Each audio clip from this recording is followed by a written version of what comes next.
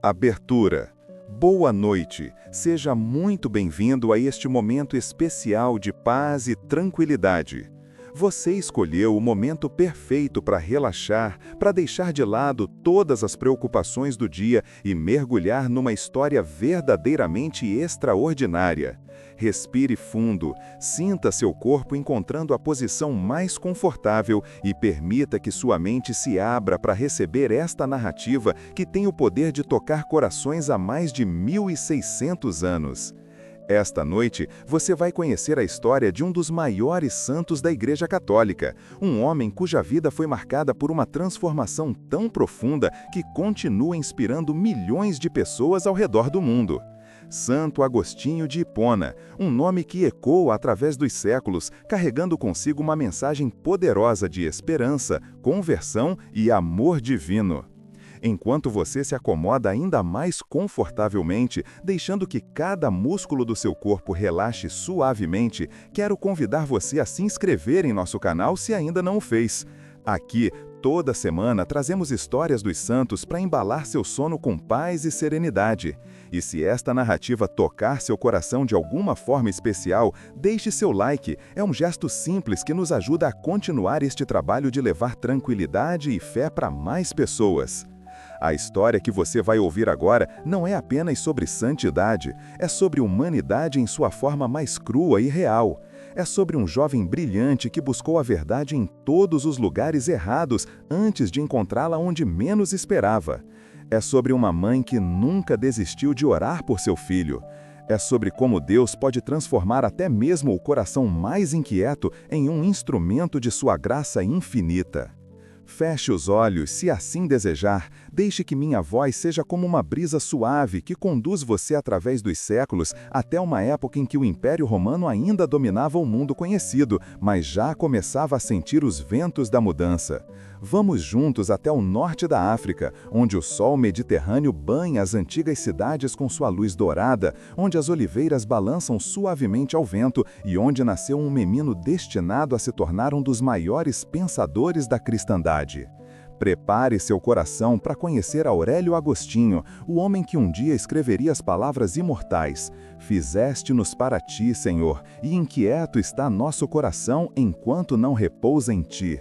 Uma frase que resume não apenas sua própria jornada, mas a busca de todo ser humano pelo significado mais profundo da existência. Era o dia 13 de novembro do ano 354 d.C., quando na pequena cidade de Tagaste, na província romana da Numídia, hoje conhecida como Souk-Ahras, na Argélia, nasceu um menino que mudaria para sempre a história do pensamento ocidental. O céu daquela manhã de outono estava particularmente claro, como se a própria natureza celebrasse silenciosamente a chegada daquela criança especial. Naquele tempo, o Império Romano vivia um período de profundas transformações. O imperador Constâncio II governava um império que, apenas algumas décadas antes, havia oficialmente abraçado o cristianismo sob Constantino. As antigas tradições pagãs ainda conviviam lado a lado com a nova fé cristã, criando um mosaico cultural rico e complexo. As cidades do norte da África eram centros vibrantes de comércio e cultura, onde se misturavam influências romanas, gregas, berberes e, cada vez mais, cristãs. Tagaste era uma cidade modesta, mas próspera, situada numa região fértil, onde se cultivavam oliveiras, trigo e vinhas. As casas de pedra clara se agrupavam ao redor do Fórum Central, onde mercadores ofereciam seus produtos vindos de todas as partes do Mediterrâneo. O aroma de especiarias, azeite e pão recém-assado pairava constantemente no ar, misturando-se com o som das conversas em latim, púnico e berbere. Foi neste cenário que Patrício e Mônica receberam seu filho Agostinho. Patrício era um homem de posição modesta na sociedade romana, um decurião, responsável pela coleta de impostos e pela administração local. Não era cristão, mantendo-se fiel aos antigos deuses romanos e aos prazeres terrenos que tanto apreciava. Era conhecido por seu temperamento forte e às vezes violento, mas também por sua generosidade quando estava de bom humor. Seus olhos escuros carregavam a dureza de quem conhecia as dificuldades da vida, mas também um brilho de orgulho quando olhava para seu filho recém-nascido. Mônica, por outro lado, era o oposto completo de seu marido. Cristã devota desde a infância, ela trazia em si uma fé inabalável que seria a âncora de sua família através de todas as tempestades. Seus olhos castanhos irradiavam uma bondade e uma determinação que impressionavam todos que a conheciam. Desde o momento em que segurou Agostinho em seus braços pela primeira vez, ela soube que Deus tinha planos especiais para aquela criança. E assim, entre lágrimas de alegria e orações sussurradas, ela prometeu a si mesma que faria tudo ao seu alcance para guiar seu filho no caminho da verdade. A casa onde Agostinho passou seus primeiros anos era típica das famílias de classe média romana. Um átrio central deixava entrar a luz do sol, ao redor do qual se organizavam os cômodos. O chão de mosaico contava histórias mitológicas em pequenas pedras coloridas, e as paredes eram decoradas com afrescos simples, mas elegantes. No jardim interno, uma pequena fonte murmurava constantemente, criando uma atmosfera de tranquilidade que contrastava com a agitação das ruas. Desde muito cedo, ficou evidente que Agostinho não era uma criança comum. Seus olhos vivos observavam tudo com uma intensidade incomum, como se tentasse desvendar os mistérios do mundo ao seu redor. Quando começou a falar, suas perguntas surpreendiam os adultos pela profundidade e perspicácia. Por que o sol se põe? De onde vêm os pensamentos? Por que as pessoas choram quando estão felizes? Eram questões que fluíam naturalmente de sua mente curiosa. Mônica passava horas com seu filho, contando-lhe histórias da Bíblia, ensinando-lhe as primeiras orações, plantando sementes de fé que, embora fossem rejeitadas por muitos anos, nunca morreriam completamente. Ela falava de Jesus com tanto amor e convicção que mesmo o pequeno Agostinho, com toda a sua natureza questionadora, sentia-se tocado por aquelas palavras. À noite, quando o colocava para dormir, ela traçava o sinal da cruz em sua testa e sussurrava: "Que Deus te proteja e te guie sempre, meu filho amado." Patrício, embora não compartilhasse da fé de sua esposa, reconhecia a inteligência excepcional de seu filho. Ele via em Agostinho a possibilidade de ascensão social que ele próprio nunca tinha. Por isso, mesmo com recursos limitados, estava determinado a proporcionar ao filho a melhor educação possível. "Este menino", dizia aos amigos no fórum, "este menino será alguém importante um dia. Marquem minhas palavras." O norte da África daquela época era um verdadeiro caldeirão cultural. Nas ruas de Tagaste, Agostinho cresceu ouvindo diferentes línguas, observando diferentes costumes, absorvendo diferentes filosofias. Havia os velhos berberes que ainda mantinham as tradições ancestrais, os romanos que trouxeram seu lei e ordem, os gregos com sua filosofia e arte, os judeus com suas sinagogas misteriosas e os cristãos com suas reuniões cada vez mais numerosas. Este ambiente multicultural moldaria profundamente o pensamento de Agostinho. Desde criança, ele aprendeu que existiam muitas formas de ver o mundo, muitas verdades competindo pela atenção das pessoas. Esta diversidade, que para alguns era confusa, para ele era fascinante. Era como se o universo inteiro estivesse disponível para ser explorado, compreendido, conquistado pelo poder de sua mente. Mas havia também sombras naquela infância aparentemente dourada. Agostinho era uma criança sensível, propensa a doenças que preocupavam constantemente sua mãe. Numa ocasião, quando tinha apenas 7 anos, uma febre violenta o acometeu, deixando-o à beira da morte. Mônica passou dias e noites ao lado de seu leito, alternando entre cuidados médicos e orações fervorosas. Foi nesse momento que ela fez uma promessa a Deus.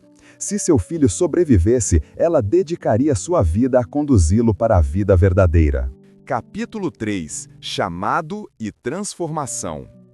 O ano era 371, quando Agostinho finalmente partiu para Cartago, a magnífica metrópole do norte da África. Aos 17 anos, com o coração pulsando de expectativa e os olhos brilhando de ambição, ele deixou para trás a pequena Tagaste e mergulhou no turbilhão de experiências que a grande cidade oferecia.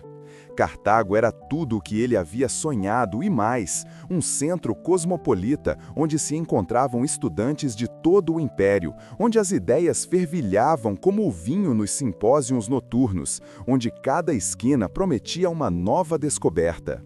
A cidade se estendia majestosamente ao longo da costa mediterrânea, com seus grandes edifícios de mármore reluzendo sobre o sol africano. O porto estava sempre cheio de navios vindos de todas as partes do mundo conhecido, trazendo não apenas mercadorias, mas também ideias, filosofias, religiões. O ar estava perpetuamente perfumado com o incenso dos templos, especiarias dos mercados e o sal do mar que batia constantemente contra as muralhas do porto. Agostinho se estabeleceu num modesto quarto próximo à escola de retórica, onde iniciaria seus estudos superiores. O espaço era pequeno, mas para ele representava a liberdade. Pela primeira vez em sua vida, estava verdadeiramente sozinho, livre das orações constantes de sua mãe, dos conselhos práticos de seu pai, das expectativas de sua pequena cidade natal. Essa liberdade era ao mesmo tempo embriagante e aterrorizante. Vim para Cartago, ele escreveria mais tarde, e ao meu redor crepitava a sartagem dos amores infames. E, de fato, a cidade oferecia todos os tipos de tentação para um jovem inteligente e apaixonado. Os teatros apresentavam peças que exploravam todas as paixões humanas, os banhos públicos eram centros de socialização e prazer, as tavernas ecoavam com discussões filosóficas que se estendiam noite adentro. Foi numa dessas noites, durante uma apresentação teatral, que Agostinho viu pela primeira vez aquela que mudaria sua vida de forma decisiva. Ela estava sentada algumas fileiras à frente, e quando virou o rosto de perfil, iluminado pela luz das tochas, algo naquele momento capturou completamente o coração do jovem estudante. Seu nome nunca seria revelado em seus escritos posteriores. Ela seria conhecida apenas como sua concubina, a mãe de seu filho, a mulher que compartilhou 15 anos de sua vida. O relacionamento começou como tantos outros entre estudantes em Cartago, encontros furtivos, cartas apaixonadas, promessas sussurradas sob as estrelas. Mas havia algo diferente nesta união. Ela não era apenas bela, embora certamente o fosse, mas possuía uma inteligência viva que desafiava e complementava a de Agostinho. Nas longas conversas noturnas, eles discutiam filosofia, poesia, o sentido da vida. Ela o ouvia com atenção quando expunha suas teorias elaboradas, mas também sabia quando fazer a pergunta certa que o fazia repensar suas certezas. Patrício morreu nesse período, depois de aceitar o batismo cristão em seus últimos momentos, uma vitória agridoce para Mônica. A notícia chegou a Agostinho numa carta manchada de lágrimas de sua mãe. Ele sentiu a perda, mas de forma distante, como se fosse algo acontecendo com outra pessoa. Cartago o havia mudado, ou talvez apenas revelado quem ele sempre fora. A morte de seu pai significava também maior pressão financeira, maior necessidade de se destacar nos estudos para garantir seu futuro. E destacar-se ele conseguiu. Seus professores logo reconheceram nele um talento excepcional para a retórica. Agostinho tinha o dom raro de não apenas compreender as complexidades da linguagem e da argumentação, mas de usá-las com uma elegância e força que deixavam suas audiências magnetizadas. Quando ele se levantava para falar nas competições de oratória, o silêncio tomava conta do auditório. Sua voz, modulada com perfeição, seus gestos precisos mas naturais, sua capacidade de tecer argumentos que pareciam irrefutáveis, tudo contribuía para criar uma presença quase hipnotizante. Foi durante esse período que Agostinho encontrou uma obra que mudaria profundamente sua busca intelectual, o Hortênsios de Cícero, hoje perdido para nós. Este diálogo filosófico sobre a busca da sabedoria tocou algo profundo em sua alma. Pela primeira vez, ele vislumbrou a possibilidade de uma vida dedicada não apenas ao sucesso mundano, mas à busca da verdade última. Este livro mudou meus sentimentos, ele escreveria. Mudou minhas preces a ti, ó Deus, mudou minhas aspirações e desejos. Mas onde encontrar essa verdade? A fé simples de sua mãe parecia demasiado simplista para sua mente sofisticada. Foi então que ele encontrou os maniqueus, uma seita que prometia reconciliar fé e razão, que oferecia explicações elaboradas para o problema do mal, que apresentava uma cosmologia complexa que apelava a seu intelecto. O maniqueísmo ensinava que o mundo era um campo de batalha entre dois princípios eternos, a luz e as trevas, o bem e o mal. Esta doutrina dualista oferecia a Agostinho uma explicação para seus próprios conflitos. Não era ele o responsável por seus pecados, era a força das trevas em seu interior. Não precisava lutar contra seus desejos carnais, eles eram parte da natureza má da matéria, separada de sua verdadeira natureza espiritual luminosa. Era uma filosofia conveniente para um jovem que queria continuar vivendo como vivia, mas com uma justificativa intelectual para seus comportamentos. Durante 9 anos, Agostinho seria um ouvinte entre os maniqueus, nunca chegando aos graus superiores da seita, mas defendendo apaixonadamente suas doutrinas.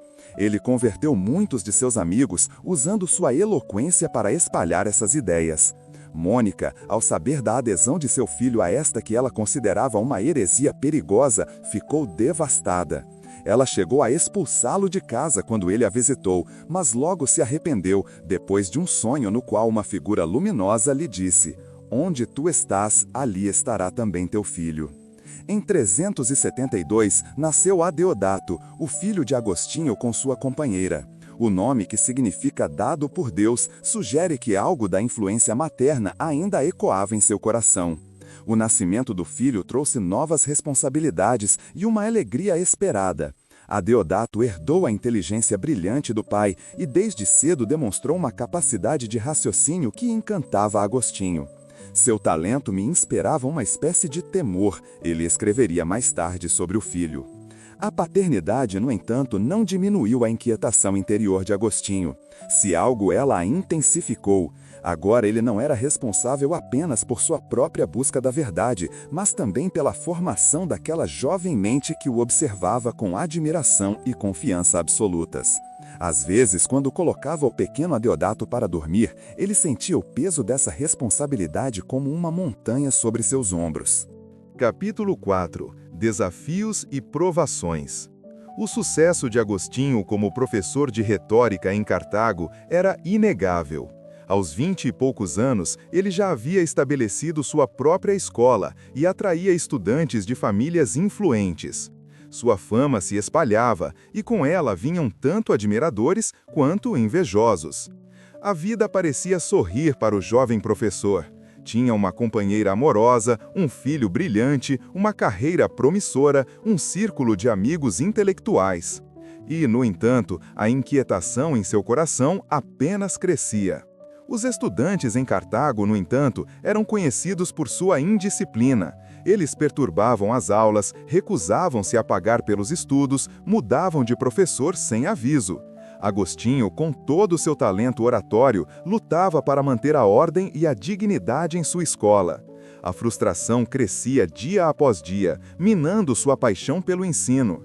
Como pode a sabedoria florescer em meio a tal caos? Perguntava-se, observando mais uma aula ser interrompida por estudantes turbulentos. Foi nesse período que as primeiras dúvidas sobre o maniqueísmo começaram a surgir. Agostinho havia sido prometido que os líderes mais elevados da seita poderiam responder suas questões mais profundas sobre a natureza do universo, sobre as contradições que ele percebia em suas doutrinas.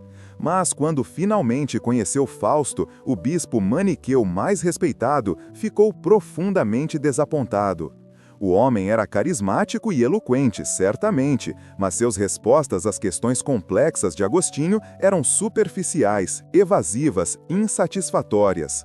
Ele era uma armadilha do diabo, Agostinho escreveria mais tarde, mas uma armadilha que, paradoxalmente, me libertou. A desilusão com Fausto marcou o início do fim de sua adesão ao maniqueísmo, embora ele ainda levasse anos para abandoná-lo completamente. Era como se um véu começasse a se levantar, revelando que aquilo que ele tomara por profunda sabedoria era, na verdade, uma construção elaborada, mas fundamentalmente vazia. Em 383, cansado da indisciplina dos estudantes cartagineses e buscando maiores oportunidades, Agostinho decidiu partir para Roma, o coração do império. A decisão foi tomada em segredo, pois ele sabia que sua mãe faria tudo para impedi-lo. Mônica havia se mudado para Cartago para estar perto dele, continuando sua vigilância amorosa e suas orações constantes. A cena de sua partida seria uma das memórias mais dolorosas de sua vida. Ele disse à mãe que iria apenas despedir-se de um amigo que partia no porto. Mônica, desconfiada, insistiu em acompanhá-lo. No porto, enquanto ela orava numa capela próxima, dedicada a São Cipriano, Agostinho embarcou secretamente com sua companheira e filho. Quando Mônica descobriu o engano, seu grito de angústia ecoou pelo porto. Ela ficou ali, na praia, chorando e orando, enquanto o navio que levava seu filho desaparecia no horizonte. A viagem para Roma foi difícil. O mar Mediterrâneo mostrou sua face tempestosa e durante dias o navio foi jogado pelas ondas como um brinquedo. Agostinho, segurando seu filho assustado enquanto sua companheira lutava contra o enjoo, sentiu pela primeira vez em muito tempo um medo genuíno da morte. Em meio à tempestade, ele se surpreendeu murmurando orações meio esquecidas da infância, promessas vagas a um Deus em quem não tinha certeza de acreditar. Roma, quando finalmente chegaram, era ao mesmo tempo magnífica e decepcionante. A cidade eterna mostrava sinais de seu longo declínio, mas ainda mantinha uma grandeza que tirava o fôlego. O Coliseu, o Fórum, os grandes templos e basílicas, tudo falava de um poder e uma glória que transcende o meramente humano. Mas a realidade cotidiana era mais prosaica. Encontrar moradia era difícil e caro, os romanos eram altivos e desdenhosos com os africanos, e estabelecer uma nova escola requeria conexões que Agostinho não possuía. Para piorar, logo após sua chegada, Agostinho foi acometido por uma febre violenta que quase o matou. Durante semanas, ele ficou entre a vida e a morte, delirando, suando, tremendo. Sua companheira cuidou dele dia e noite, aplicando compressas frias em sua testa febril, forçando-o a beber pequenos goles de água, murmurando palavras de encorajamento quando ele parecia prestes a desistir. Em seus momentos de lucidez, Agostinho se perguntava se esta não seria a punição pelo engano cruel que havia praticado contra sua mãe. A recuperação foi lenta, mas trouxe consigo uma nova perspectiva. A proximidade da morte havia abalado algumas de suas certezas. O maniqueísmo, com suas explicações elaboradas sobre a natureza dual do universo, parecia de repente abstrata e distante diante da realidade crua da mortalidade. Ele começou a questionar mais seriamente. Se o mal era um princípio independente, como ensinavam os maniqueus, por que parecia tão entrelaçado com o bem? Porque o mesmo corpo que lhe dava prazer também lhe trazia sofrimento. Quando finalmente conseguiu estabelecer sua escola em Roma, Agostinho descobriu que os estudantes romanos tinham seus próprios problemas. Se em Cartago eles eram indisciplinados, em Roma eram desonestos. Eles assistiam às aulas com aparente interesse, absorviam o conhecimento e então, quando chegava a hora de pagar, simplesmente desapareciam, mudando-se para outro professor. A frustração de Agostinho crescia, e com ela uma sensação de vazio que nenhum sucesso profissional parecia capaz de preencher. Foi então que surgiu uma oportunidade inesperada. Símaco, o prefeito de Roma e um dos homens mais poderosos do império, procurava um professor de retórica para Milão, onde residia a corte imperial. Era uma posição de grande prestígio, que colocaria Agostinho no centro do poder político e cultural do Império Ocidental. Depois de uma demonstração de suas habilidades oratórias que impressionou profundamente Símaco, Agostinho foi escolhido para o cargo. A mudança para Milão em 384 marcou um novo capítulo em sua vida. A cidade era vibrante, moderna, cheia de energia. A corte imperial atraía os melhores talentos de todo o império. E mais importante ainda, Milão era o lar de Ambrósio, o famoso bispo cuja fama como orador e intelectual rivalizava com qualquer filósofo pagão. Agostinho, sempre em busca da sabedoria, decidiu assistir aos sermões de Ambrósio, inicialmente apenas para estudar sua técnica retórica. Mas algo inesperado aconteceu. Além da eloquência que esperava encontrar, Agostinho descobriu em Ambrósio uma profundidade intelectual que o surpreendeu. O bispo interpretava as escrituras de forma alegórica, encontrando significados profundos, onde Agostinho antes via apenas histórias simplistas. Era possível, ele começou a perceber, ser cristão sem abandonar a sofisticação intelectual. Mônica, assim que soube onde seu filho estava, viajou para Milão. Sua chegada trouxe consigo uma mistura de alegria e tensão. Ela estava mais determinada do que nunca a ver seu filho abraçar a fé cristã, especialmente agora que ele está sob a influência de Ambrósio, a quem ela passou a venerar como um santo. As pressões aumentavam de todos os lados, profissional, intelectual, espiritual, familiar. Foi também em Milão que Agostinho descobriu os livros dos platônicos, provavelmente as obras de Plotino traduzidas para o latim. Esta filosofia que ensinava sobre o uno transcendente do qual emana toda a realidade, sobre a alma que busca retornar à sua origem divina, ressoou profundamente com suas próprias buscas. Aqui estava uma visão do mundo que era ao mesmo tempo intelectualmente sofisticada e espiritualmente profunda. E sendo advertido por aqueles livros que retornasse a mim mesmo, ele escreveria: entrei no íntimo de meu coração, sob tua guia, e pude fazê-lo porque tu te fizeste meu auxílio. Pela primeira vez, Agostinho começou a vislumbrar a possibilidade de uma verdade que transcendesse tanto o materialismo dos maniqueus quanto o ceticismo dos acadêmicos. Mas o caminho ainda seria longo e tortuoso. Capítulo 5 – Milagres e Manifestações. O ano de 386 seria decisivo na vida de Agostinho. Milão fervilhava com a presença da corte imperial, e ele, como professor oficial de retórica, ocupava uma posição de destaque. No entanto, por trás da fachada de sucesso, uma batalha espiritual de proporções épicas se desenrolava em sua alma. Os sermões de Ambrósio continuavam a trabalhar em seu coração como água persistente sobre a rocha, desgastando lentamente suas resistências intelectuais ao cristianismo. Um dia, um conterrâneo africano chamado Ponticiano visitou Agostinho em sua casa. Durante a conversa, Ponticiano notou um livro de Paulo sobre a mesa e, surpreso por encontrar tal leitura na casa de um professor de retórica, começou a falar sobre sua própria fé. Ele contou a história de 2 funcionários imperiais que, ao lerem a vida de Santo Antão do Deserto, foram tão tocados que imediatamente abandonaram suas carreiras promissoras para seguir a Cristo. Enquanto Ponticiano falava, Agostinho sentia uma agitação crescente em seu interior.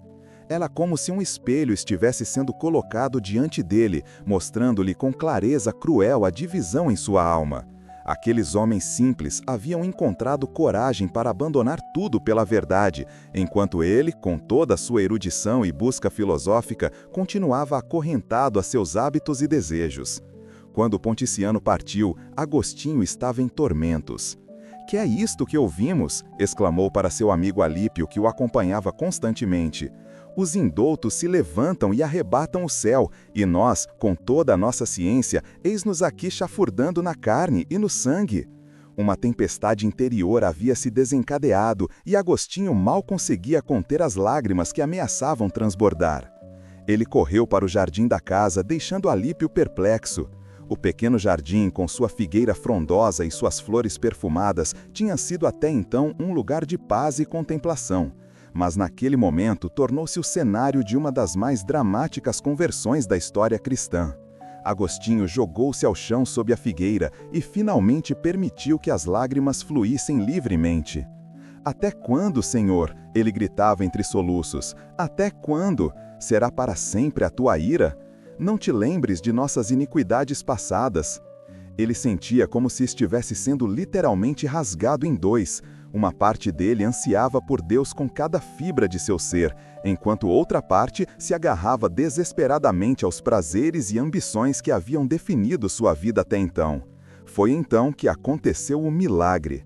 No meio de seu tormento, Agostinho ouviu uma voz infantil vinda de uma casa vizinha, cantando repetidamente: "Tole, lege, tole, lege, toma e lê, toma e lê." Ele parou, enxugando as lágrimas, tentando lembrar se conhecia alguma brincadeira infantil com essas palavras. Não conseguindo recordar nenhuma, interpretou aquilo como um comando divino. Levantando-se rapidamente, ele voltou para onde havia deixado o livro de Paulo. Abriu-o ao acaso e seus olhos caíram sobre as palavras da Epístola aos Romanos. Não em orgias e bebedeiras, não em devassidão e libertinagem, não em rixas e ciúmes, mas revestivos do Senhor Jesus Cristo, e não tenhais cuidado da carne para não excitardes as suas cobiças. Foi como se um raio de luz penetrasse as trevas de sua alma. Instantaneamente toda a dúvida se dissipou. Uma paz profunda, como ele nunca havia experimentado, inundou seu ser. As correntes que o prendiam aos velhos hábitos pareceram simplesmente se desfazer. Agostinho havia encontrado finalmente o que buscara durante toda a sua vida, a verdade, e essa verdade tinha um nome: Jesus Cristo. Alípio, que havia se aproximado preocupado, também leu o texto e encontrou logo em seguida as palavras: acolhei o que é fraco na fé. Ambos os amigos, profundamente tocados, correram para contar a Mônica o que havia acontecido. A santa mulher, ao ouvir a notícia, explodiu em lágrimas de alegria e louvores a Deus. Suas orações de anos, suas lágrimas derramadas dia e noite, haviam finalmente sido atendidas. Tu a converteste a ti, Agostinho, diria sobre sua mãe, de tal modo que ela já não procurava marido para mim, nem esperança alguma deste mundo. Mônica havia visto cumprida a promessa de seu sonho. Onde ela estava, ali também estava seu filho, não apenas fisicamente, mas espiritualmente. A conversão de Agostinho não foi apenas uma mudança de crença religiosa, foi uma transformação total de sua existência. Ele imediatamente decidiu abandonar sua carreira, renunciar ao casamento vantajoso que sua mãe havia começado a arranjar, o que significou o doloroso fim de seu relacionamento de 15 anos com a mãe de Adeodato, e dedicar-se inteiramente a Deus. O período que se seguiu foi de intensa preparação espiritual. Agostinho se retirou com alguns amigos e familiares para Cassicíaco, uma propriedade rural nos arredores de Milão.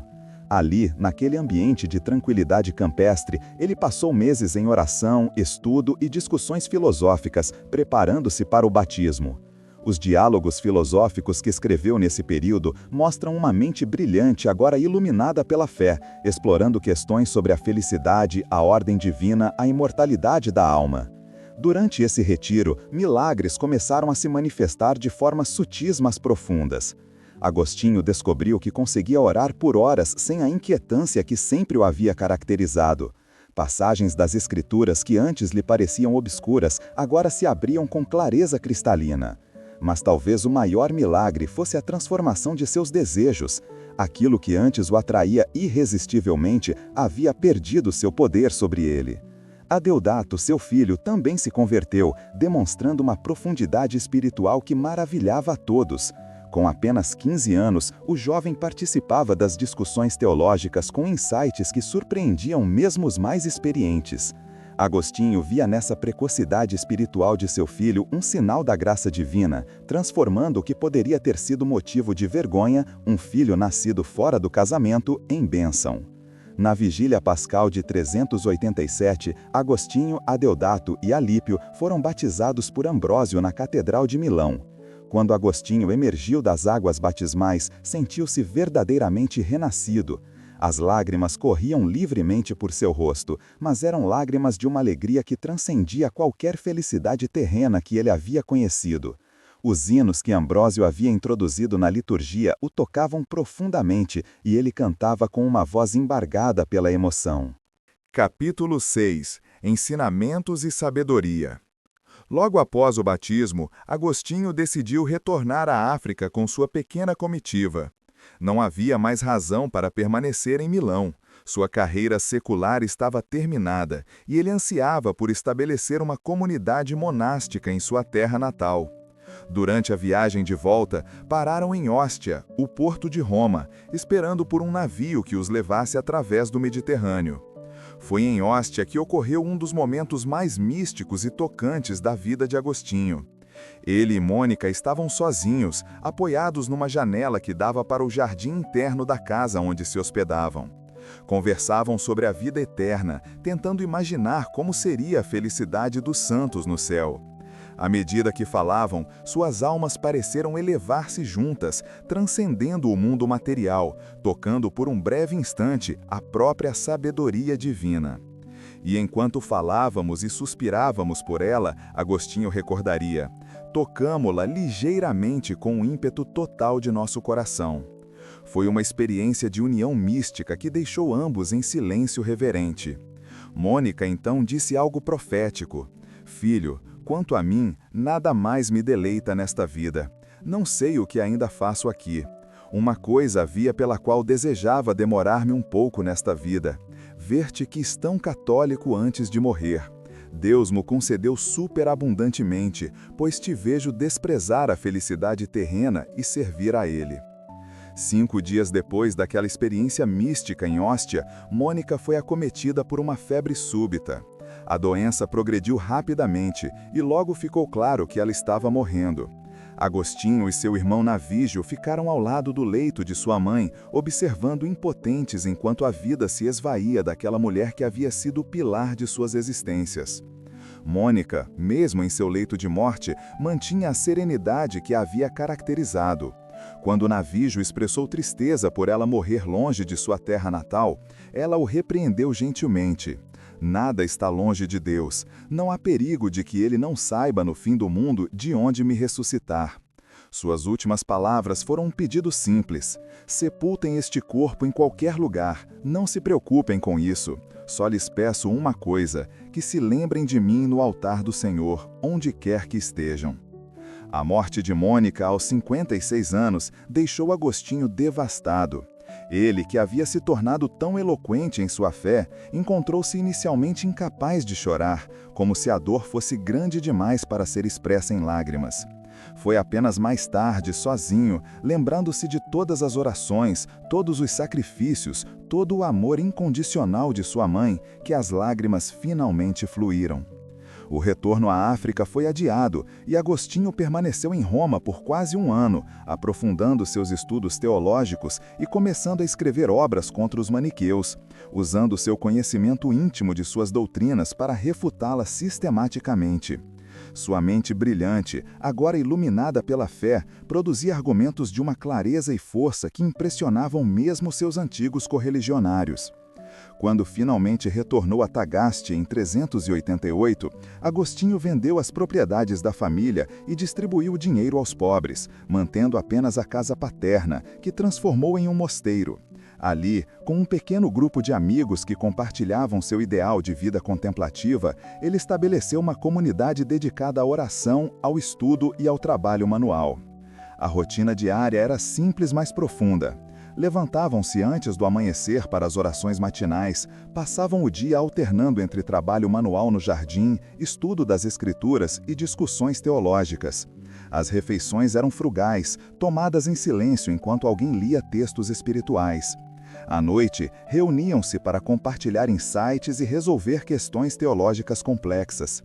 Foi durante esse período que Agostinho desenvolveu muitos dos ensinamentos que marcariam profundamente o cristianismo ocidental.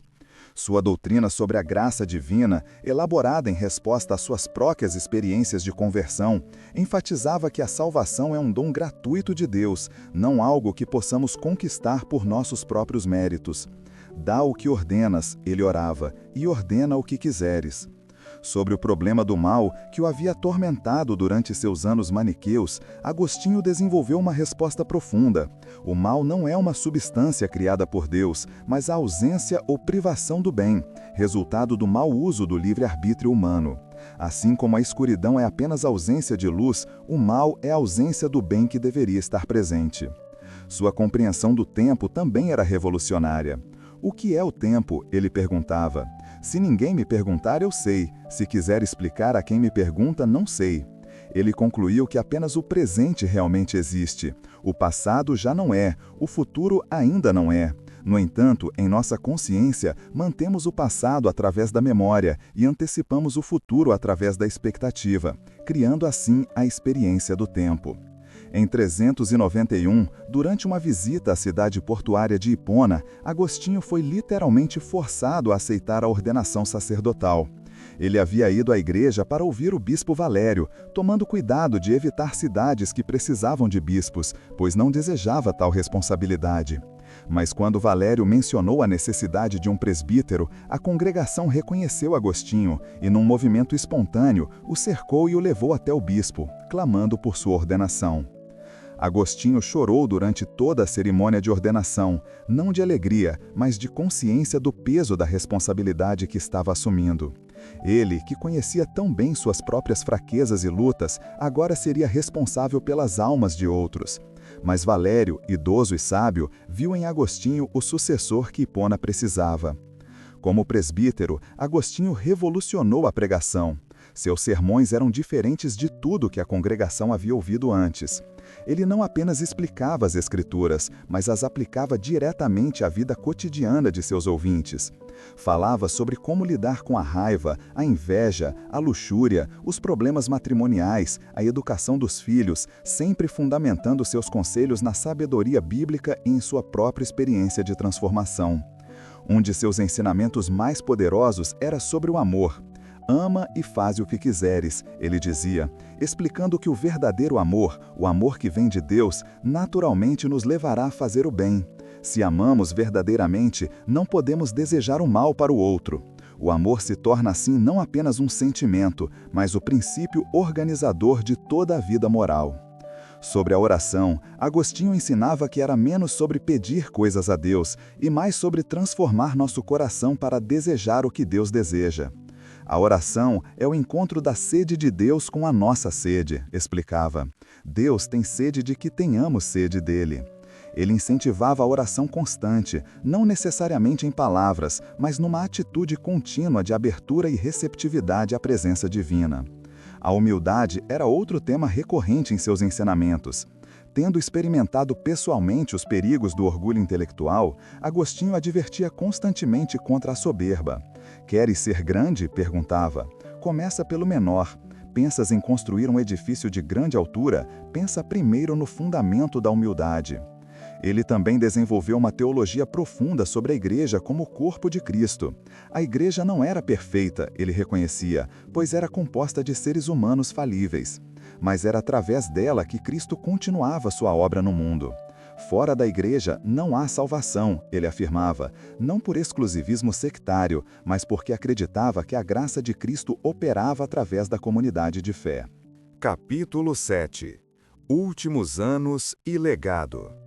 Em 395, o velho bispo Valério, temendo morrer sem garantir a sucessão, fez algo incomum. Conseguiu que Agostinho fosse consagrado bispo coadjutor de Hipona enquanto ele ainda vivia. Quando Valério morreu pouco depois, Agostinho assumiu plenamente o episcopado, uma posição que manteria pelos próximos 35 anos, até sua morte. Como bispo, Agostinho se viu no centro de controvérsias teológicas que ameaçavam dividir a igreja. Os donatistas, uma seita rigorista que afirmava ser a única igreja verdadeira na África, controlavam muitas comunidades. Agostinho trabalhou incansavelmente para combater suas ideias, não com violência, mas com argumentos teológicos sólidos e, sobretudo, com caridade pastoral.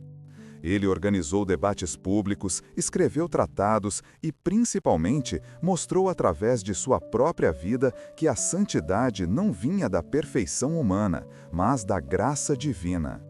Mais tarde, surgiu a controvérsia pelagiana.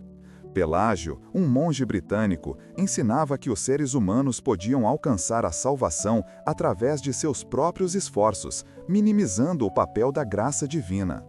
Para Agostinho, que havia experimentado tão profundamente sua própria incapacidade de se salvar sem a intervenção divina, esta doutrina era não apenas errônea, mas perigosa. Ele dedicou anos combatendo o pelagianismo, desenvolvendo no processo sua profunda teologia da graça. Durante esses anos como bispo, Agostinho manteve uma rotina que impressionava a todos. Levantava-se antes do amanhecer para orar, passava as manhãs julgando disputas entre os membros de sua congregação, uma responsabilidade civil dos bispos na época, às tardes visitando os doentes e necessitados e às noites escrevendo. Sua produção literária foi prodigiosa. Sermões, cartas, tratados teológicos, comentários bíblicos fluíam de sua pena com uma constância admirável. Foi durante esse período que ele escreveu suas duas obras mais famosas, as Confissões, escritas por volta de 397 e 400, não eram simplesmente uma autobiografia, mas uma profunda meditação sobre a natureza humana, o tempo, a memória e, sobretudo, sobre a misericórdia divina. Fizeste-nos para ti, Senhor, e inquieto está nosso coração, enquanto não repousa em ti. Estas palavras de abertura ressoaram através dos séculos, tocando incontáveis almas que se reconheceram nessa inquietude fundamental. A Cidade de Deus, escrita entre 413 e 426, foi sua resposta ao saque de Roma pelos visigodos em 410. Muitos pagãos culpavam o cristianismo pelo declínio do império, argumentando que o abandono dos antigos deuses havia trazido desgraça. Agostinho respondeu com uma obra monumental que reinterpretava toda a história humana como o conflito entre duas cidades. A cidade de Deus, composta por aqueles que amam a Deus até o desprezo de si mesmos, e a cidade terrena, composta por aqueles que amam a si mesmos ao desprezo de Deus. A perda de Adeodato, que morreu jovem por volta de 390, foi uma dor que Agostinho carregou silenciosamente pelo resto de sua vida. Ele raramente falava sobre isso, mas aqueles próximos a ele notavam que sempre que mencionava seu filho, seus olhos se enchiam de uma tristeza profunda misturada com esperança na ressurreição. A brilhante inteligência do jovem, sua pureza de coração, sua morte prematura, tudo isso se tornou para Agostinho um lembrete constante da fragilidade da vida humana e da necessidade de confiar na providência divina. À medida que envelhecia, Agostinho se tornava cada vez mais consciente de suas próprias limitações e erros. Ele escreveu as Retratações, revisando suas obras anteriores e corrigindo o que considerava erros ou imprecisões. Esta humildade intelectual era rara em sua época e demonstrava a contínua transformação de seu coração. Em 429, os vândalos, tribos germânicas que haviam atravessado da Espanha, começaram a invadir o norte da África. Cidade após cidade caía diante dos invasores, que eram cristãos arianos e perseguiam os católicos. Refugiados chegavam constantemente a Hipona, trazendo histórias de destruição e morte. Agostinho, agora com 75 anos, recusou-se a abandonar sua cidade e seu rebanho.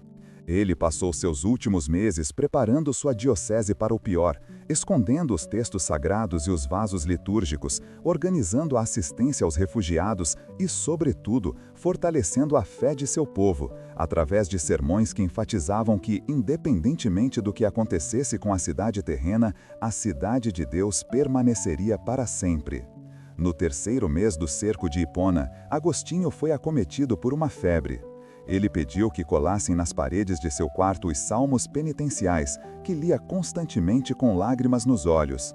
Recusou visitas, exceto para os sacramentos, passando seus últimos dias em oração silenciosa e contemplação. Em 28 de agosto de 430, enquanto os vândalos ainda cercavam a cidade, Agostinho morreu pacificamente. Seus últimos momentos foram descritos por Possídio, seu biógrafo e amigo íntimo, como serenos e luminosos. Ele partiu como havia vivido seus últimos 43 anos, completamente entregue a Deus, confiante na misericórdia divina que havia transformado o jovem orgulhoso e dissoluto de Tagaste no grande doutor da graça. Hipona cairia logo após sua morte, mas os manuscritos de Agostinho foram salvos, preservando para a posteridade o tesouro de sua sabedoria. Seu corpo foi inicialmente sepultado em Hipona, mais tarde seria trasladado para Sardenha e finalmente para Pávia, na Itália, onde repousa até hoje na Basílica de San Pietro in Ciel d'Oro. O legado de Agostinho transcendeu enormemente sua própria época. Seus escritos influenciariam profundamente toda a teologia ocidental, tanto católica quanto protestante. Tomás de Aquino o citaria constantemente, Lutero encontraria nele inspiração para sua doutrina da justificação pela fé, e incontáveis místicos, filósofos e teólogos beberiam da fonte de sua sabedoria. Capítulo 8. Relevância atual e devoção. Mais de 1.600 anos após sua morte, Santo Agostinho continua sendo uma das figuras mais relevantes e inspiradoras do cristianismo. Sua festa é celebrada em 28 de agosto, o dia de sua morte, e milhões de fiéis ao redor do mundo encontram em sua história e ensinamentos uma fonte inesgotável de esperança e orientação para suas próprias jornadas espirituais. Nas cidades modernas, tão diferentes da antiga Hipona, as palavras de Agostinho ainda ecoam com força surpreendente. Jovens lutando com vícios e dependências encontram em sua história a prova de que nenhuma situação é desesperadora demais para a graça divina. Intelectuais em busca da verdade descobrem nele um companheiro que não teve medo de questionar, duvidar e buscar respostas nas mais diversas fontes antes de encontrar a paz em Cristo. A Ordem de Santo Agostinho, fundada oficialmente no século XIII, mas inspirada em sua regra monástica, continua ativa em todos os continentes. Os agostinianos mantêm escolas, universidades, paróquias e missões, levando adiante o carisma de seu fundador, a busca da verdade através do estudo, a vida em comunidade e o serviço pastoral. No Brasil, os agostinianos têm presença significativa, especialmente na educação e no trabalho com jovens. Milagres continuam sendo atribuídos à intercessão de Santo Agostinho. Há relatos documentados de conversões súbitas após invocar sua ajuda, de estudantes que receberam clareza mental em momentos cruciais de exames, de pessoas viciadas que encontraram força para se libertar. Mas talvez o maior milagre seja o mais comum: corações inquietos que, seguindo seu exemplo, finalmente encontram paz em Deus. Pais e mães que sofrem por filhos afastados da fé encontram em Mônica e Agostinho um modelo de esperança. Quantas mães não derramaram lágrimas como Mônica, orando anos a fio por filhos que pareciam perdidos? E quantos desses filhos, como Agostinho, eventualmente encontraram seu caminho de volta, muitas vezes de formas completamente inesperadas? Na era digital, com sua sobrecarga de informação e sua multiplicidade de verdades competindo por atenção, a busca de Agostinho ressoa particularmente forte. Jovens navegando entre diferentes filosofias, ideologias e estilos de vida reconhecem nele alguém que experimentou essa mesma confusão e encontrou uma âncora sólida. Seus escritos sobre a inquietude do coração humano parecem escritos especialmente para nossa época de ansiedade crônica e busca constante por satisfação. As Confissões continuam sendo um dos livros mais lidos da literatura mundial, traduzido para praticamente todas as línguas. Universitários estudando filosofia, teologia ou literatura inevitavelmente encontram Agostinho em seu caminho. Psicólogos encontram em suas análises da memória e da consciência insights que anteciparam muitas descobertas modernas. Sua introspecção profunda e honesta sobre a natureza humana continua oferecendo sabedoria para aqueles que buscam se conhecer melhor. Nas comunidades católicas brasileiras, Santo Agostinho é especialmente invocado por estudantes e professores, sendo considerado padroeiro dos teólogos e filósofos. Muitas paróquias dedicadas a ele se tornaram centros de formação intelectual e espiritual, oferecendo cursos, palestras e grupos de estudo que buscam integrar fé e razão no modo agostiniano. A devoção popular a Santo Agostinho no Brasil tem características próprias. Ele é frequentemente invocado em situações de crise familiar, especialmente quando há conflitos entre pais e filhos. Novenas são rezadas pedindo sua intercessão para a conversão de familiares afastados da fé. Há um ditado popular entre os devotos: se Santo Agostinho se converteu, qualquer um pode se converter. Comunidades terapêuticas para dependentes químicos frequentemente escolhem Santo Agostinho como padroeiro, vendo em sua libertação dos vícios da juventude um modelo de esperança. Grupos de apoio estudam suas reflexões sobre a natureza do desejo e da vontade, encontrando insights práticos para lidar com as compulsões modernas. Na liturgia, muitas das orações mais belas da Igreja têm origem em textos de Agostinho. O famoso "Tarde te amei, ó beleza tão antiga e tão nova" é frequentemente citado em homilias sobre conversão. Seus reflexões sobre os sacramentos, especialmente a Eucaristia, continuam alimentando a piedade dos fiéis. Intelectuais católicos modernos continuam dialogando com Agostinho. Suas ideias sobre o tempo influenciaram filósofos como Heidegger e Ricoeur. Sua antropologia teológica oferece uma alternativa tanto ao materialismo reducionista quanto ao espiritualismo desencarnado. Sua visão da história como drama da salvação oferece esperança em tempos de crise civilizacional. Em tempos de polarização política e ideológica, a Cidade de Deus oferece uma perspectiva que transcende as divisões partidárias. Agostinho nos lembra que nenhum sistema político terreno pode criar o paraíso na Terra, mas também que os cristãos têm o dever de trabalhar pela justiça e pelo bem comum na cidade terrena, sempre mantendo os olhos fixos na cidade celeste. Casais em dificuldade encontram sabedoria em suas reflexões sobre o amor ordenado e desordenado. Agostinho, que conheceu tanto o amor possessivo quanto o amor transformador, oferece insights sobre como purificar nossos afetos e orientá-los para seu verdadeiro fim. Sua própria história de relacionamento longo, seguido de conversão e celibato, oferece perspectivas tanto para casados quanto para celibatários. Para aqueles que lutam com dúvidas de fé, Agostinho é um companheiro compreensivo. Ele não escondeu suas próprias dúvidas e questionamentos, mas mostrou que a fé não é ausência de perguntas, mas confiança em meio às perguntas. Compreender para crer, crer para compreender, esse círculo virtuoso que ele propôs continua orientando aqueles que buscam integrar fé e razão.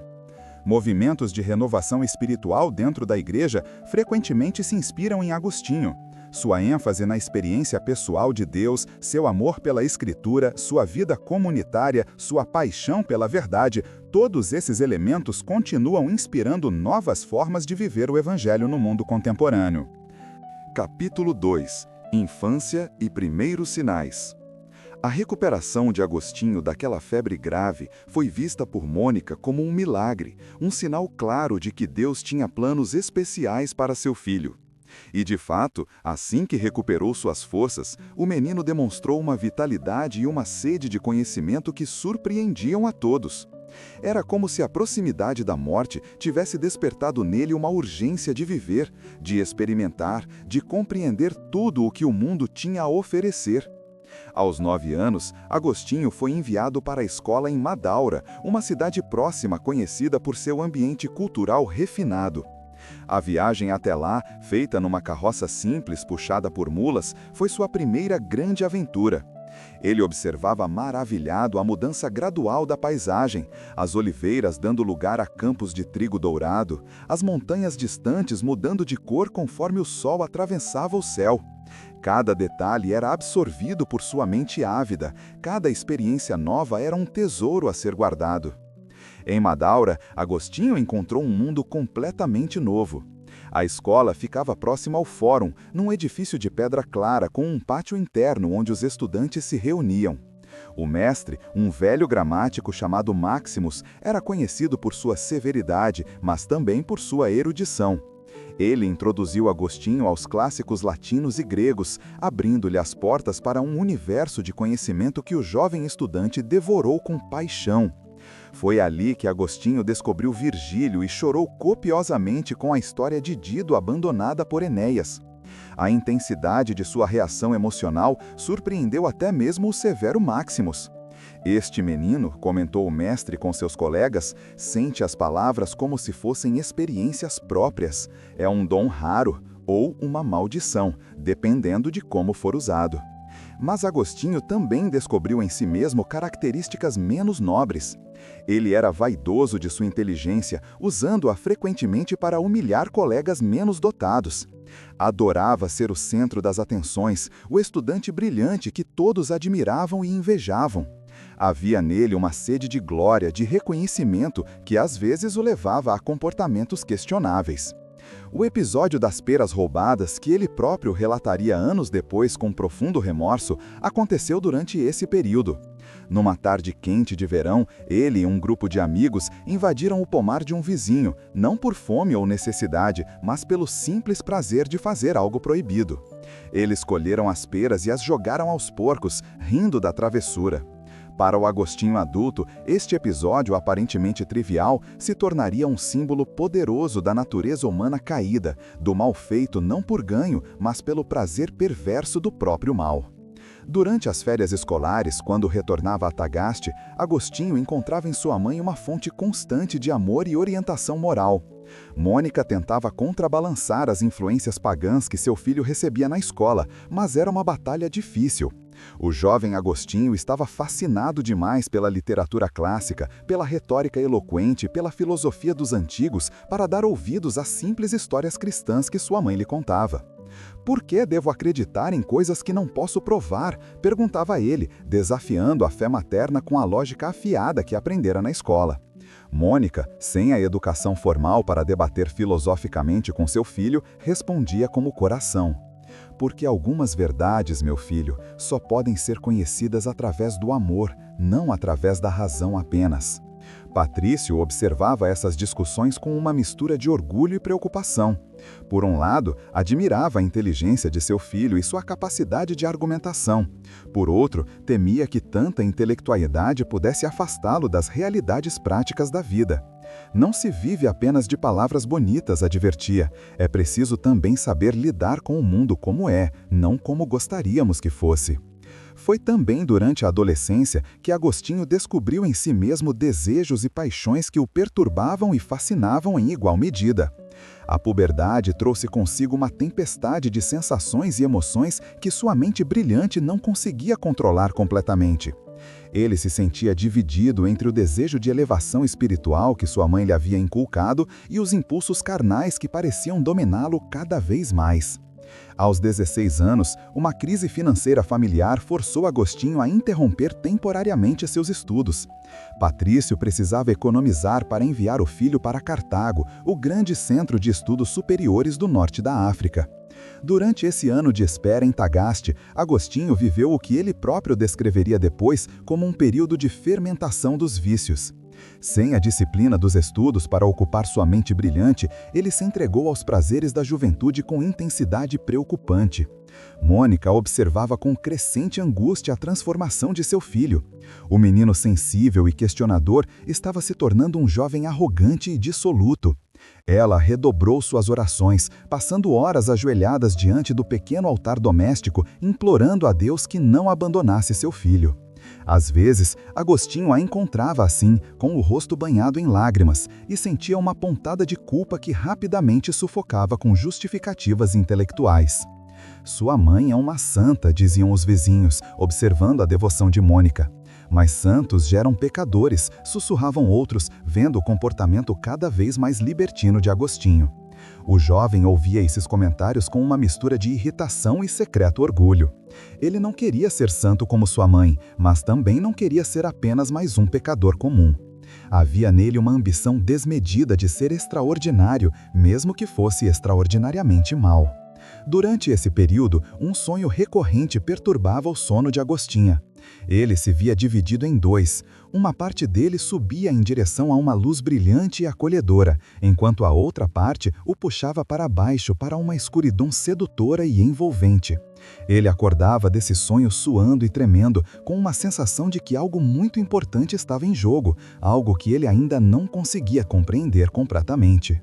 E assim, querido ouvinte, chegamos ao final desta jornada através da vida extraordinária de Santo Agostinho. Enquanto você descansa confortavelmente, permitindo que estas últimas palavras o envolvam como um manto suave, reflita por um momento sobre o que esta história significa para a sua própria vida. A história de Agostinho nos mostra que nunca é tarde demais para a transformação, que nossas inquietudes e buscas, por mais tortuosas que sejam, podem nos levar finalmente à verdade, que mesmo nossos erros e pecados, quando entregues à misericórdia divina, podem se tornar degraus em nossa ascensão espiritual. Não há vida tão perdida que não possa ser redimida, não há coração tão endurecido que não possa ser amolecido pelo amor divino. Se você se identifica com as lutas de Agostinho, saiba que você não está sozinho. Se você reconhece em si mesmo aquela inquietude fundamental de que ele falava, aquela sensação de que algo está faltando mesmo quando aparentemente temos tudo, talvez seja a hora de considerar que seu coração, como o dele, foi feito para algo maior, para alguém maior. A mãe de Agostinho, Santa Mônica, nos ensina sobre o poder da oração perseverante e do amor incondicional. Quantas Mônicas existem hoje orando por seus Agostinhos? Se você é uma dessas mães, pais, avós, amigos que oram por alguém querido que parece perdido, que a história de hoje renove sua esperança. As lágrimas de amor nunca são derramadas em vão. Enquanto o sono gentilmente se aproxima, carregue consigo a paz de saber que, assim como Agostinho, você é amado infinitamente por Deus. Suas buscas, suas dúvidas, seus anseios mais profundos, tudo isso é conhecido e acolhido pelo amor que move o sol e as outras estrelas. Não há necessidade de ter todas as respostas agora.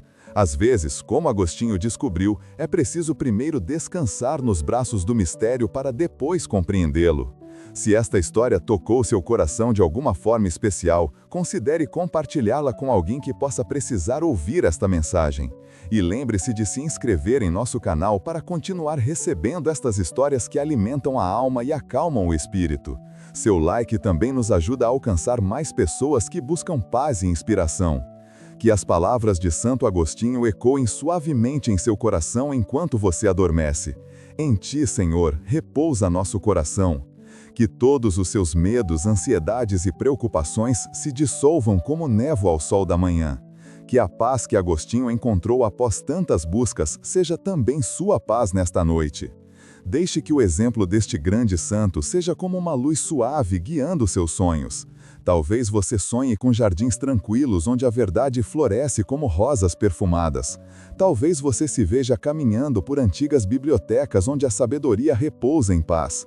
Ou talvez, simplesmente, você sinta aquela presença amorosa que Agostinho descobriu estar sempre presente, esperando pacientemente ser reconhecida. Respire profundamente. Sinta seu corpo completamente relaxado, cada músculo solto e pesado. Sua mente está serena como um lago ao entardecer, refletindo apenas a paz do céu. Você está seguro, você está em paz, você está exatamente onde precisa estar neste momento.